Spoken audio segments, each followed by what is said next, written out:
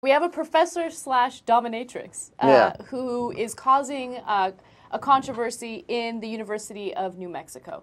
This professor is a creative writing professor, and during one of her classes, the topic of phone sex came up, right? And she said that she's all for people who are employed phone sex workers.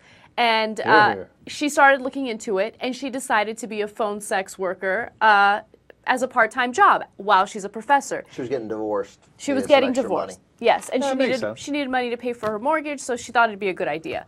So she unfortunate. She really liked it. Sorry. So she wanted to encourage some of her students to also look into it. So several of her graduate students looked into it. These are all grad students. These are all graduate students, and several of them also looked into it, and they began working at the same place as she was working at. Doesn't matter what it's called. Wait, what was the number? So they started shooting promotional photographs for the website. Yeah, this was a peculiar choice. This was a very peculiar choice. So this professor posed in these photos with some of her graduate students. And she immediately regretted that decision. She did, she said. Okay, can I just say, as I look at that picture, like I can see how she's a dominatrix. Because I said unfortunate there because she was like, right? And she's like, you bitch. Like she's got that look, and I'm like, all right, I can see it. Yeah. Okay, no, don't spank me, don't. Or spank me. But actually, don't. Okay, so she's down with the students, and they're not all dominatrixes, just her.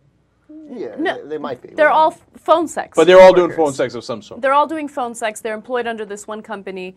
And they take the pictures, right? And the pictures have captions that have vulgar and degrading terms. Yeah, because it's dominatrix. Right. And phone sex. Right. So, I mean, okay, professor, students posing in sexy pictures, not okay, right? So some of the administrators found out about it at the University of New Mexico, and they let the person of academic affairs find out about it, and they tried to get this professor fired. And then when the professor found out that people were complaining, she quit her phone sex job, and she said, look, I regret it, and I'll never do it again. I'm sorry. And then she's like, but if you guys fire me, I'm going to say that it's because of, what do you call it? It's because of discrimination, because I'm bisexual and because I'm Hispanic. Right. So first she says, I regret it. I'm sorry. I'm saying I'm sorry. That was just my mistake and my bad. I'm sorry. right, and then she tells the students, okay. Now look, in the beginning, I was on her side. Hey, you want to be a professor, do phone sex on the side? You get a little extra money, never hurts anybody. You know, like, oh, you're a dirty boy, whatever. Okay, too easy, right?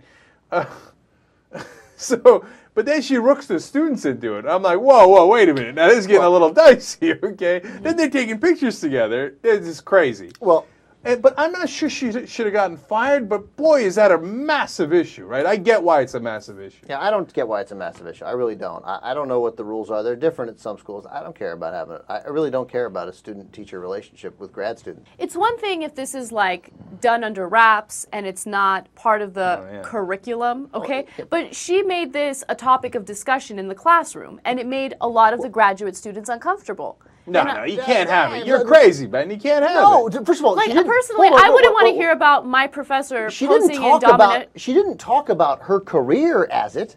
They just talked no. about phone sex abstractly as part of a creative writing class. You can talk about whatever you want. You can talk about bestiality. It's creative writing. No, but she encouraged the students to look into it. They wanted an internal investigation. The university squashed the internal investigation. They said, look, we looked into it. She quit. It's done.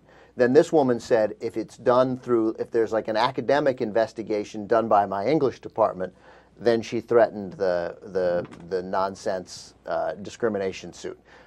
That's a problem, obviously, and a lot of professors signed up and said, don't intimidate us into investigating it further. She's making things uncomfortable for us. You can't tell us not to investigate it.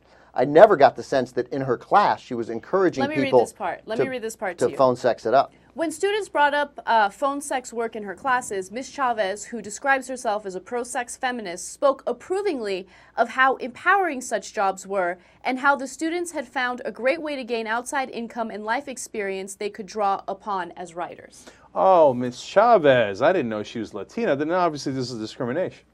Look, here's the deal. Okay, can we talk about that part? Her playing the race and the Right. bisexual card from the bottom of the deck. Oh, okay. Oh, Yeah, I you agree got me that- busted for dominatrix, whatever it is. Oh, I'm Latina. I'm Latina. Oh, I'm bi. I'll go And either way. bisexual, yeah. Yeah, I'll go either way. I would totally agree with you guys. First, as the University of New Mexico, they're not discriminating against you because you're Latina. Okay, they're just not.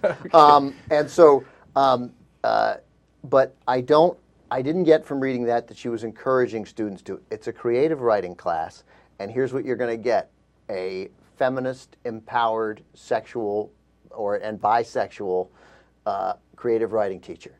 Then don't take the class. You're going to get teachers that challenge you and make you uncomfortable sexually. Then don't take the class.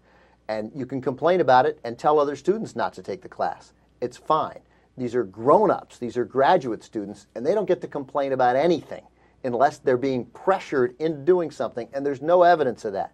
She's loathsome for playing the race card because there's no evidence of it, and for intimidating other professors into not being able to deal with inside the department. They should. She's tenured. She's not going to get fired.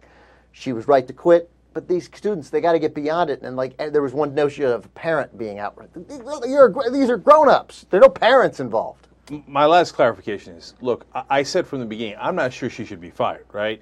But you should at least have the investigation, and you shouldn't be intimidated out of the investigation because she pulled the Latina or the bisexual card. Totally. And, I mean, by the way, it's one of the few times you got that combo.